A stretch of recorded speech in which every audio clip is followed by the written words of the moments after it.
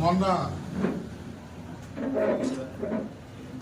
Panchayati Raj RWS శాఖ మార్చులు deputy CM Pawan Kalyan గారి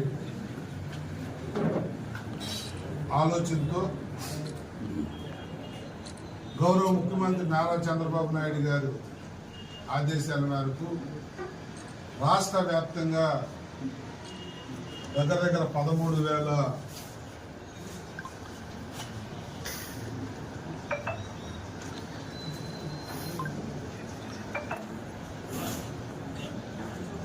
గ్రామ సభలు నిర్వహించి